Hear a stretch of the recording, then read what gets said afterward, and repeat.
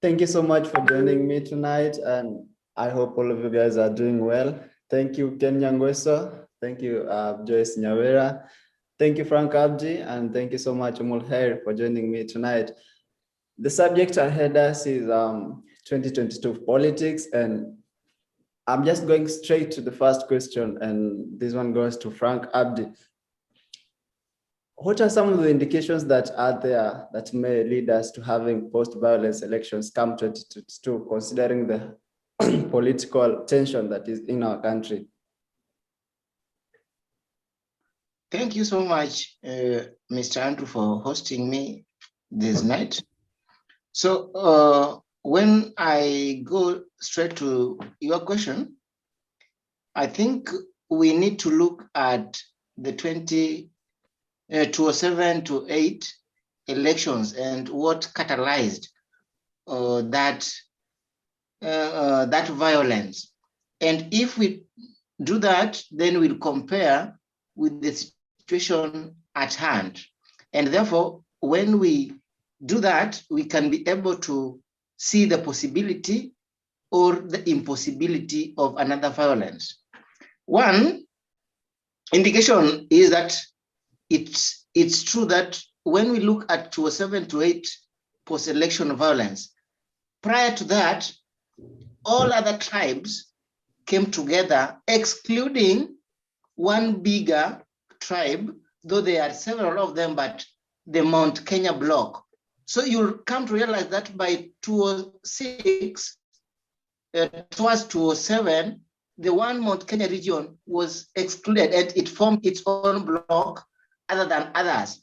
And if you look at this time and this period, you realize that it's going that way because you realize other people are forming alliances in excluding the Mount Kenya region. So Mount Kenya region is being eliminated from other groupings that are propping up. Another thing you'll realize is towards 2007 election, when we look at 2002 election, Raila and others and Kibaki and others were in a coalition whereby they gave Mzee Mwai Kibaki a ticket and they were supporting him.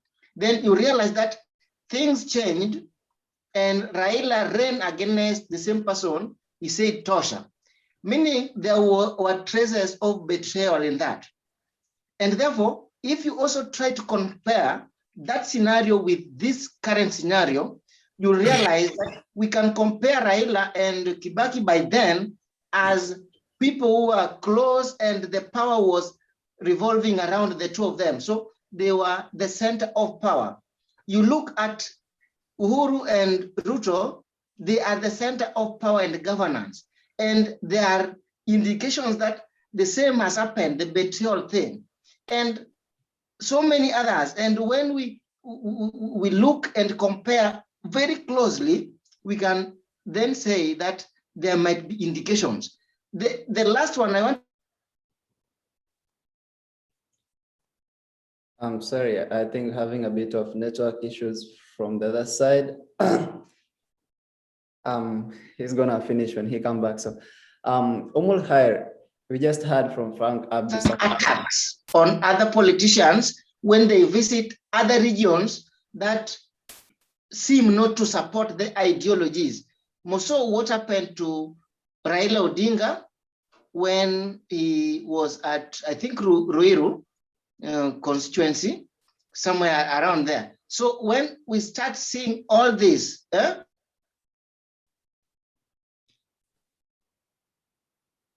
I'm sorry, I think we're having some issues from Frank Abdi.